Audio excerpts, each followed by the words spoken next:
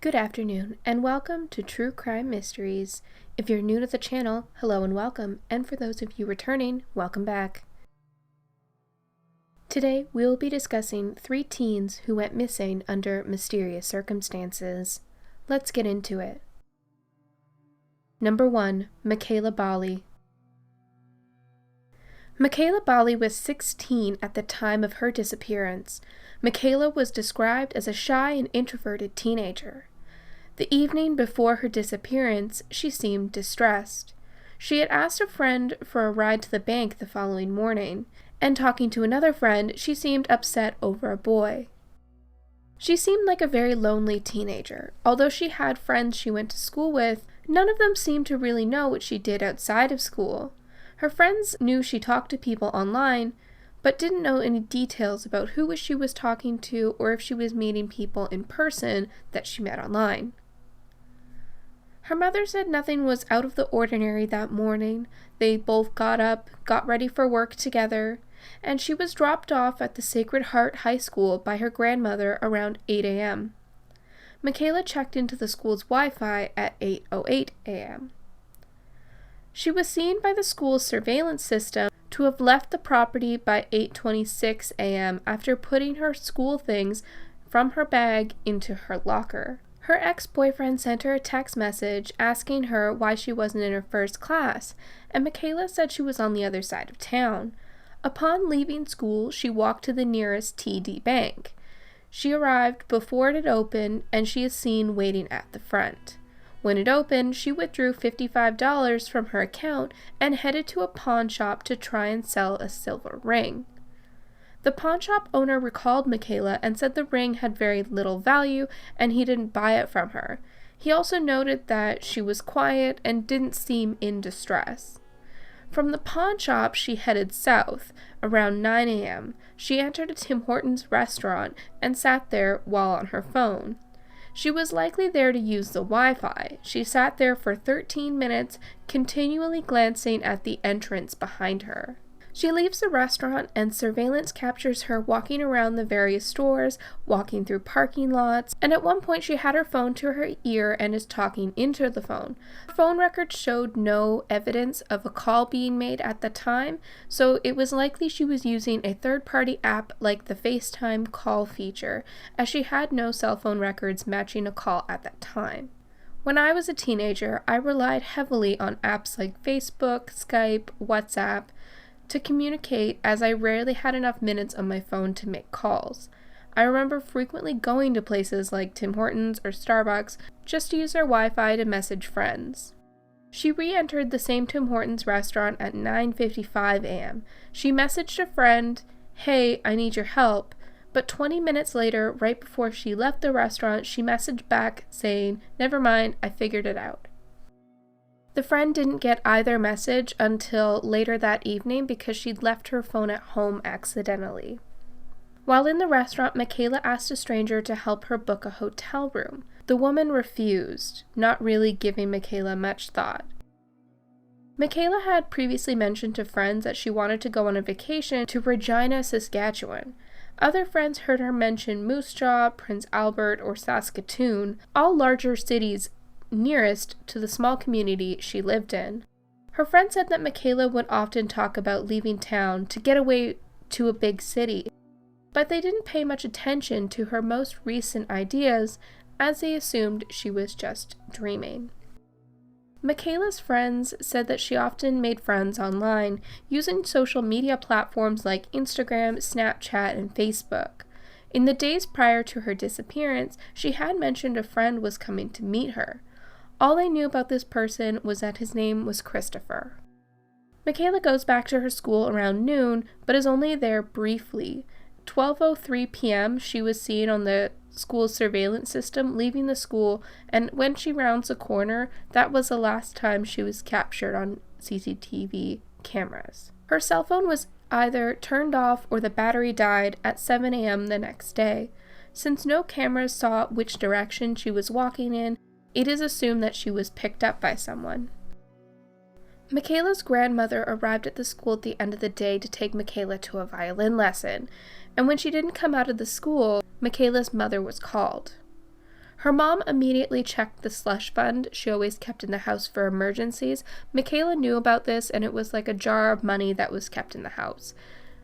Her mom said it was completely untouched. Michaela also didn't take many belongings with her. Nothing really noticeable was taken, and the backpack she is seen carrying could only fit clothing for a couple days. In the months following her disappearance, some of the people she communicated with online were tracked down, but none of them were in the area at the time of her disappearance. Her mother, Mekayla Bali, remains hopeful that Michaela will one day be found. She doesn't believe her daughter had meant to leave for an extended amount of time and thinks she may have fallen victim to a human trafficking operation. If you have any information about Mekayla Bali, please contact the Canadian RCMP. The family is offering a $25,000 reward for her safe return.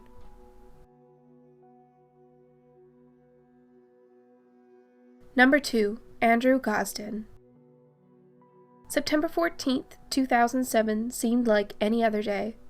The Gossden family was going through their usual morning routine in their Doncaster, South Yorkshire home. Glenys Gossden noted that her son Andrew had a difficult time waking up and seemed irritable.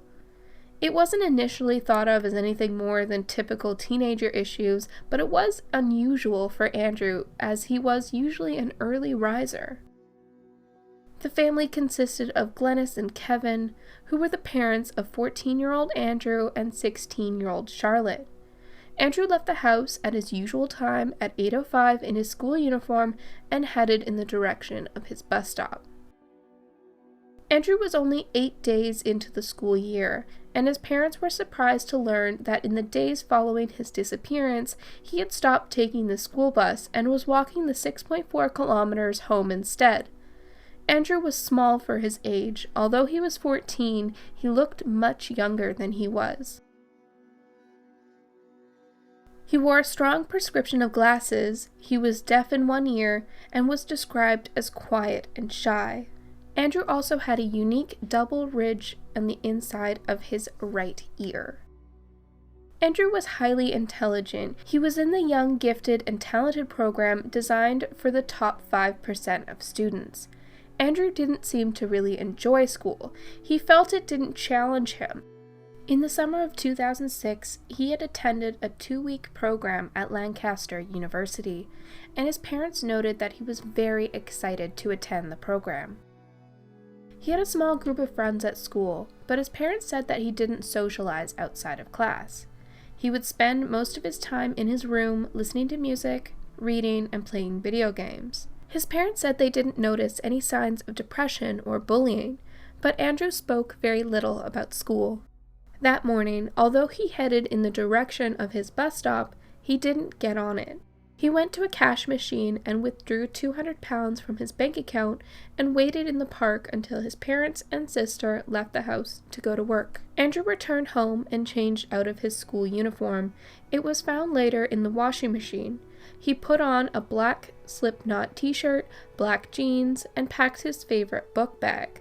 He took with him his wallet, house keys, and a PSP, a portable PlayStation device. It was noted that he didn't take the £100 in cash that he had from his birthday in his room, the charger for his PSP, his passport, or a coat. By 8:30 a.m., Andrew left home. He was captured on a neighbor's CCTV footage headed down Littlemore Lane, back towards the park. He walked to the train station and bought a one-way ticket to London. The ticket seller remembered Andrew and noted that she had tried to sell him a round ticket, but he insisted on one way. It would only have been an extra £1 to get the round-trip ticket. Andrew boarded the train at 9:35 a.m. A woman who sat next to him on the train said she remembers him as being quiet and fully engrossed in playing a game on his PSP. Andrew arrived in London at 11:20 a.m. and CCTV captures footage of him leaving the King's Cross train station at 11:25.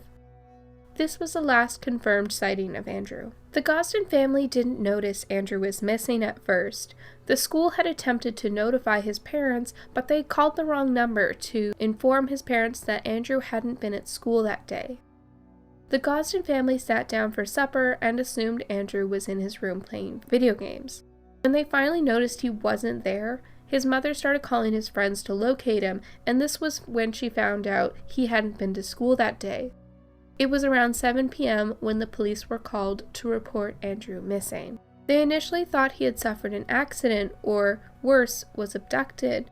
As his parents didn't believe he would have any reason to run away, an extensive search was undertaken of the area, and it took police 3 days to learn Andrew took a train to London, putting their searches in the wrong area. It was the person who had sold him the ticket that had called the tip line, and it took police 3 more weeks to find the CCTV footage of him leaving the train station. Andrew didn't have social media, and it was unlikely he went to London to meet someone. The only computer in the house that could connect to Wi-Fi was his sister's laptop, which Andrew didn't have access to. The computers at Andrew's school and the computers at the local library were also checked, but nothing relating to Andrew was found. His PSP and his other video game console were also checked, and it doesn't appear that he had ever used the device features that he would have needed to talk to people. His sister said that Andrew had very little interest in connecting with people online. She said he just didn't seem social. The reason why Andrew wanted to go to London may have been to attend a concert. 30 Seconds to Mars was playing the day he disappeared, and there was also a local metal band that was playing a farewell show. The farewell show would be the last with the band's original vocalist, and the band had previously opened for larger bands like Slipknot. Andrew loved metal music, but Andrew's parents were unsure if he was a fan of either band. Both bands appealed to their fans to submit any photos taken from the concert to have police scan them for evidence of Andrew.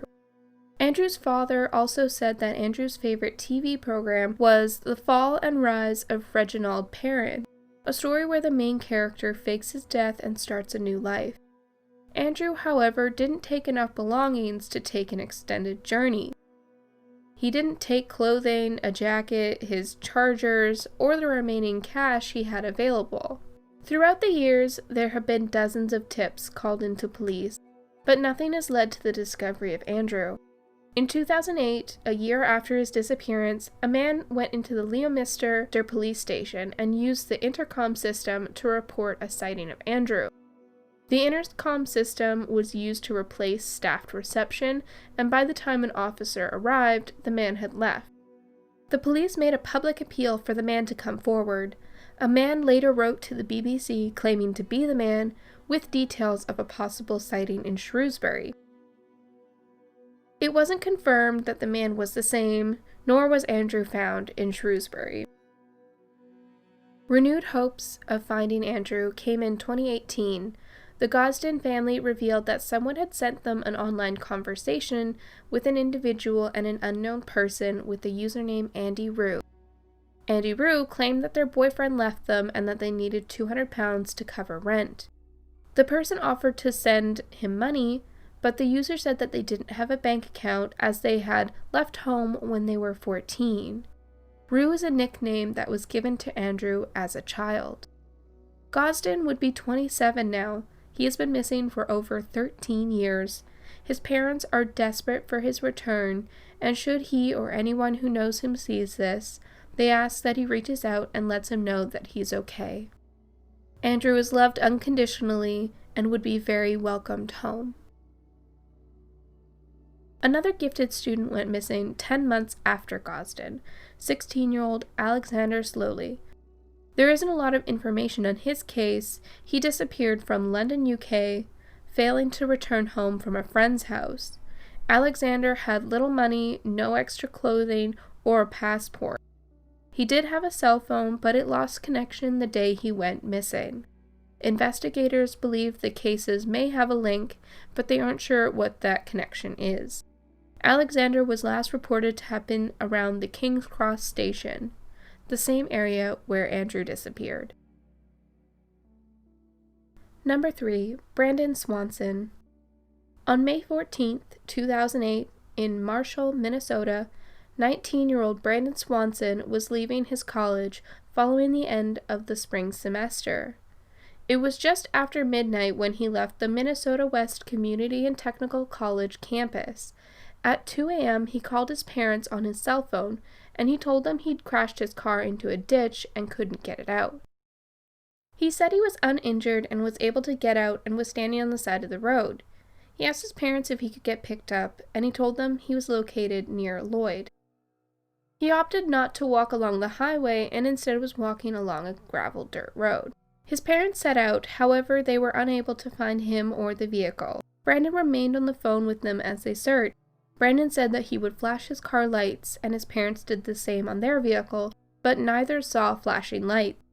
Eventually, Brandon decides to leave his car and starts walking toward what he thinks is Lind. He told his dad to meet him at the parking lot of a local bar. His parents were driving to the bar that Brandon marked to go, hoping they would find Brandon walking along the road on the way. 47 minutes into the call, Brandon's parents heard him yell, "Oh shit," and after that, the call was disconnected.